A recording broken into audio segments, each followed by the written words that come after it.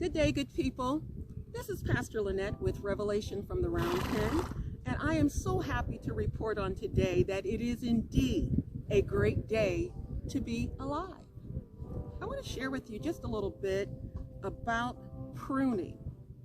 John 15:2 in the Passion Translation says, "I am a true sprouting vine, and the farmer who tends the vine is my Father.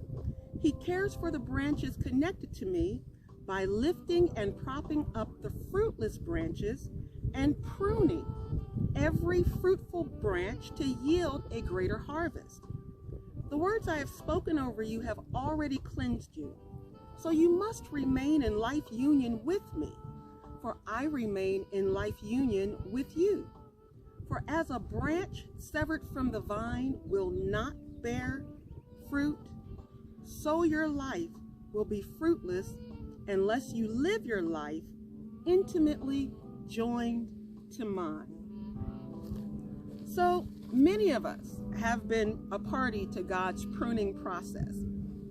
You know, when you're dealing in the natural with plants or shrubs or trees or bushes, in order for that tree to continue to grow or that plant to continue to grow and be fruitful, sometimes you have to prune it, which means you're cutting away the dead leaves, you're cutting away sick branches, you're cutting away things that have kind of darkened, and you'll cut between like the sick part or the dead part and the part of your plant or your tree that's still alive.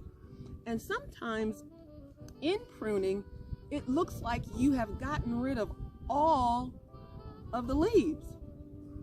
I mean, it almost looks bare, like, how can this continue to grow if I just chopped it all up? Well, again, many of us have been a party to God's pruning shears, almost to the point of being unrecognizable. So many things have happened, particularly in the last 12 months, that have challenged our faith in God. They've challenged our faith in family. They've challenged our faith in even ourselves. There have been so many great losses: loss of family members, loss of jobs, loss of homes, loss of identity. So many things seemingly that we have lost in this season. Could it be that while these things have been tragic and have caused us great disdain, could it be that this was all a part of God's pruning process for us?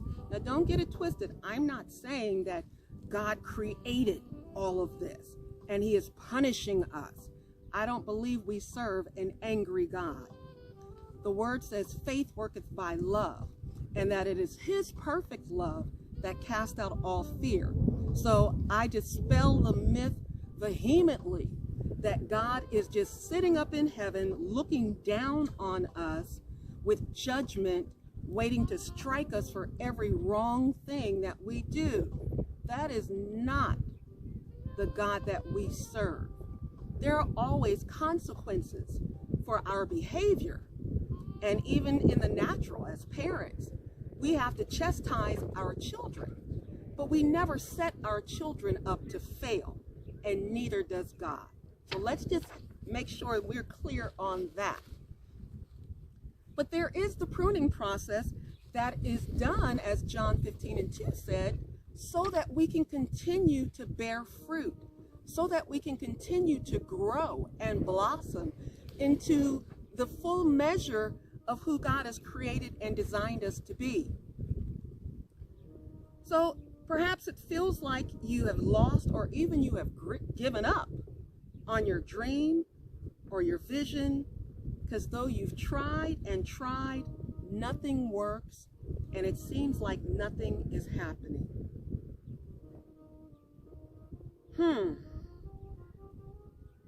Well, I just want to encourage you today to continue to stand rooted and grounded in your faith, rooted and grounded in your place in God, rooted and grounded in your dream and in your vision, and know that there are oftentimes losses, there's oftentimes a pruning or a cutting away, not to kill or destroy you, but actually to cause you to grow and to become more fruitful.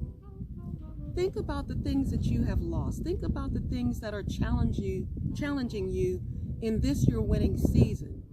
Take some time and spend some time with Abba Father and ask him, is this pruning? Are you cutting away certain areas that need to be removed in order for me to grow? Perhaps a bad relationship, or even a relationship that you think is the right one, but in truth, it is causing your leaves to wither and to die. Spend some time and talk with him and ask him to show you, where in my life, Father, do I need to be pruned? What are areas of my life that are causing me to not be fruitful or productive? I want to take advantage of this winning season. I want to grow and become everything that you have called and designed me to be.